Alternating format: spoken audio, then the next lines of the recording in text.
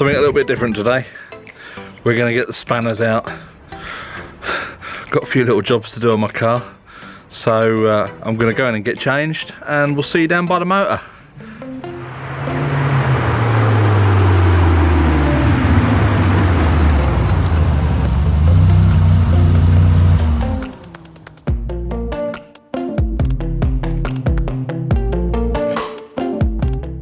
So it's a little while after I did that intro.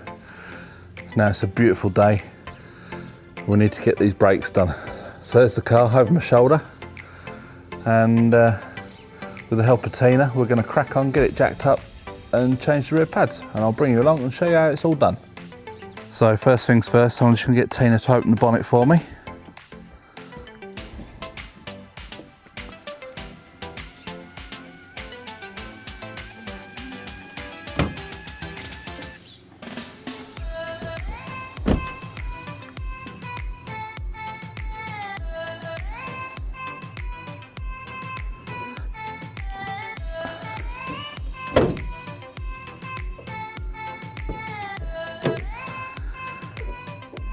Right, and can you see that yellow lid?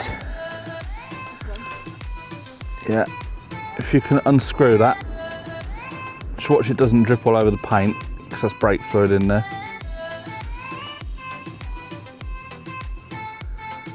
And just sit that lid on the battery. So, we've got a box of rear brake pads. These ones actually come with new caliper bolts, so we'll be using those. These ones are in fact 13mm. I don't know what the ones on the car are going to be. Just pass me that airline, please. So if you're lucky enough to have a compressor and an airline, it's a doddle taking the wheels off. This is our new air gun, which I did a video on. I'll put a link to that up in the corner. Alright, what do we want it on?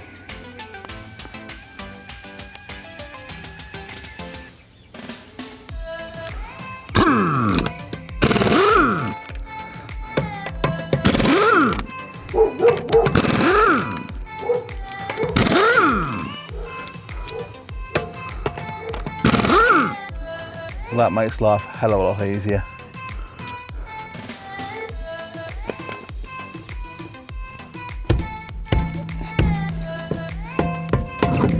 That wheel's not been off for a while.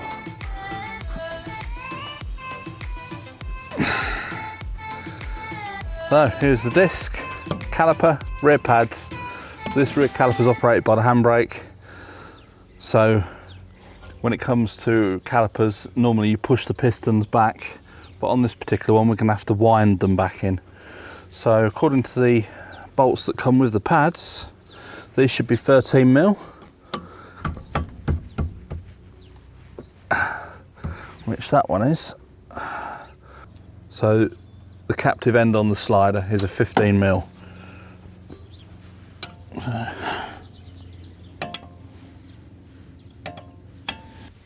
That's interesting. Two different nuts, or bolts even. If you can see that, that bolt's got a flange on it, and that one hasn't. Now all the bolts that come in with the kit have all got flanges on, so they'll be getting replaced. So bolts are out now. Should be a case of just being able to getting something in. I should have a pry bar really. So we'll have to get a bit medieval on it.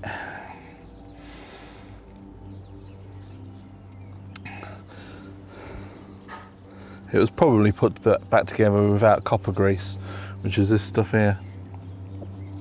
Copper Ease by Comma. Now I was always taught to put that on mating surfaces so that it didn't stick. Thank you. I know.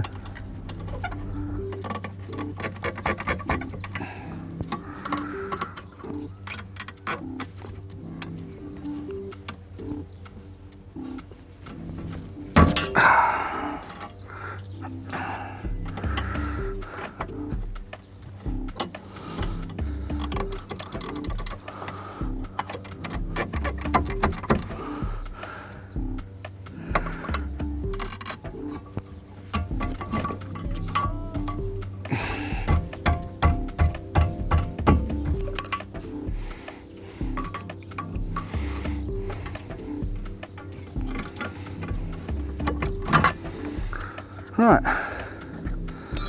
that's off. There is still quite a bit of meat on these. Yeah, pads are stuck in the caliper, all rusted up. So we're going to deal with that first. Let's just tuck that out of the way. Now, because it's on a handbrake cable, that's holding it up. Normally I'd put a wire through the caliper just to hang it up out of the way. Now, take a wire brush and we're going to brush off this caliper carrier.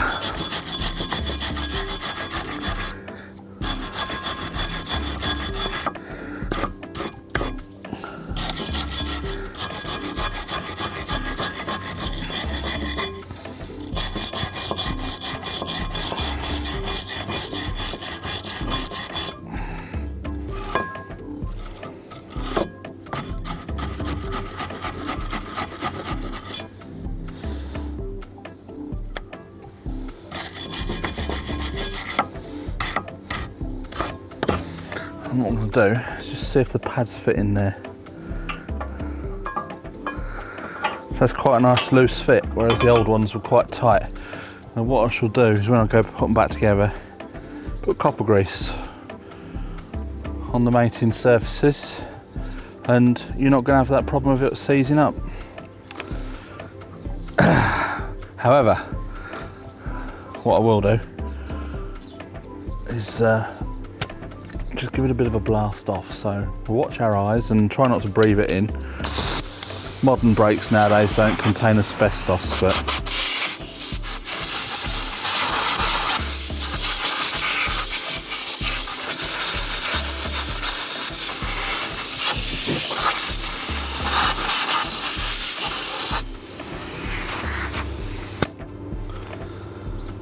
right, so we know that the pad's sitting there nice and loose. The sliders have got good movement.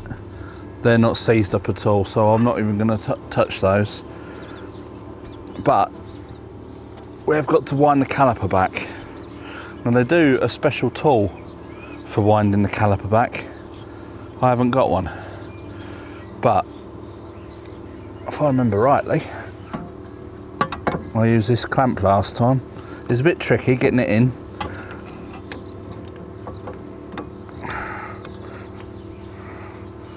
Going from the top like that. Right, so just wanna, if you can see that, I've put the G clamp on. The turning end is going to be on the piston. So we're just going to wind it in.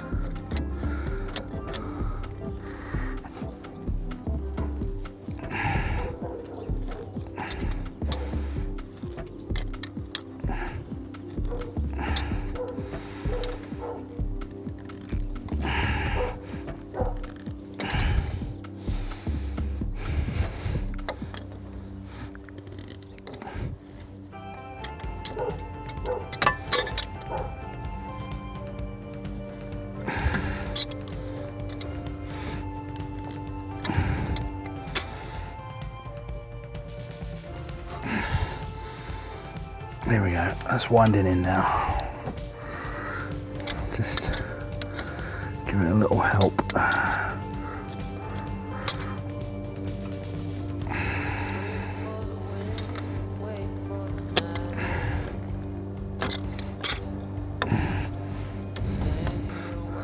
I mean, if you're going to be doing this job, it's probably worth buying the wind back tool.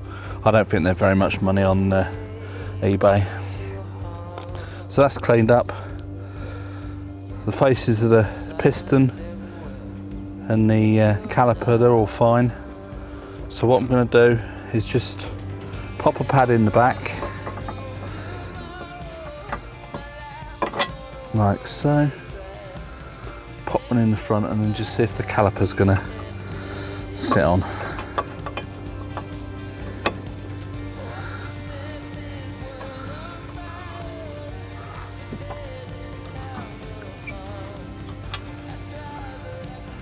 Yeah, that's fine. So the piston is wound back enough. So I'm going to put some copper grease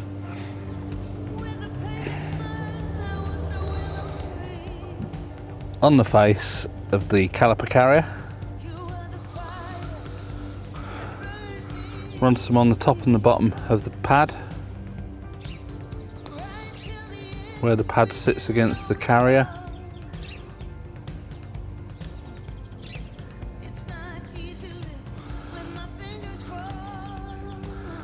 I'll put a bit just on the back where the caliper's gonna sit on the pad. And just pop that in there. So it's nice, loose, not seized up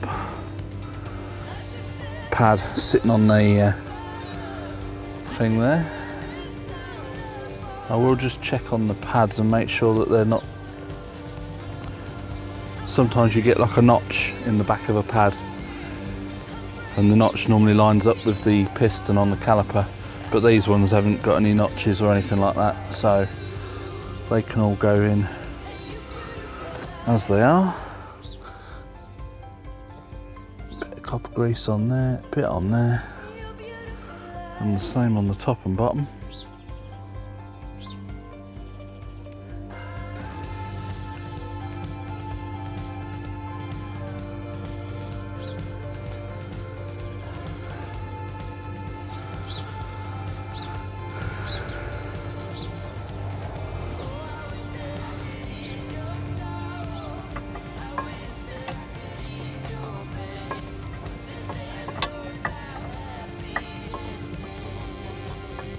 Goes in there just nicely. So the caliper bolts are nice and free, the sliders. So these are the new bolts that come with the brake pads, and I don't know if you can see on the end they've got a bit of thread lock already, so you don't have to put any thread lock on them. But all you're going to have to do is, when the caliper comes on, just make sure that these springs get pushed in by the caliper. So let's go for this. Let's go for broke, as they say.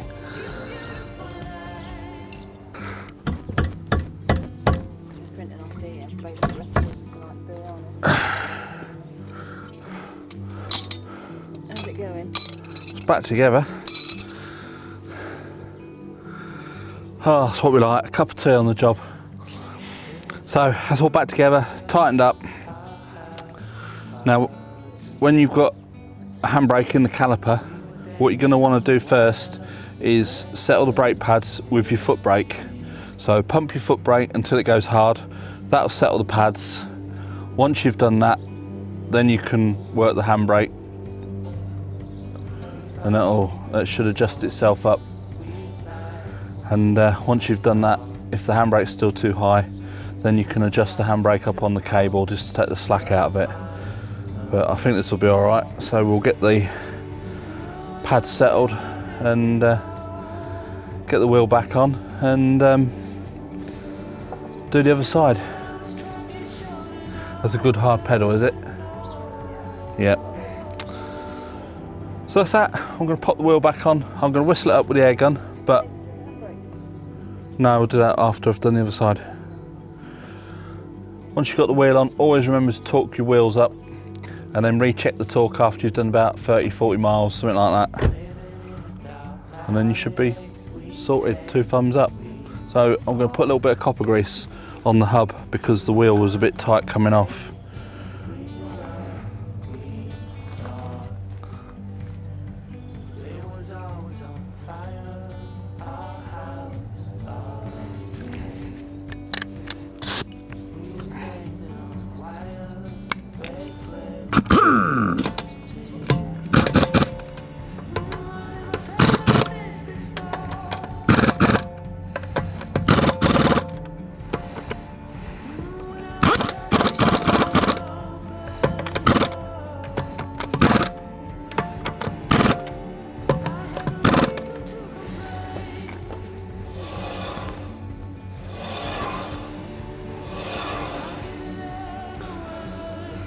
So that's it, we're all back together. I've just got the other side to do now, which I shan't bring you along for because it's the same as this side. So that's it, car's all back together. I've been for a run at the road in it. Gentle braking. You want to use your brakes gently for the first couple of 100 miles. That's just to stop the pads overheating. When the pad overheats, it glazes over and it gets like a very hard coating on it, and they don't work as well as they should. So nice gentle braking for the first couple of 100 miles after you've replaced your pads, and they should bed in nicely. So that's all done. I've been up the road in it. Tina's going to pop out in it just to do a little job later on. That's going to be about 30 miles, so then I'll re-torque the wheels. I have torqued them up, but we'll re-torque them. And that's it, job done. So, quite a straightforward job. The other side wasn't as seized up as the side that I did first of all, which I showed you. It pretty much came straight off. But yes, I'd always recommend using copper grease just on the mating surfaces of the pads, not on the pad themselves. That would be silly. So yeah, hope you found this video useful. If you've got an Audi A4 or any other Audi, or pretty much any car that's got a caliper like that, gives you a general idea. So yeah, if you like this video, please click thumbs up.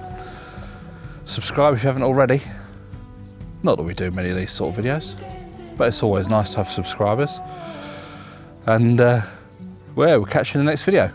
Bye for now.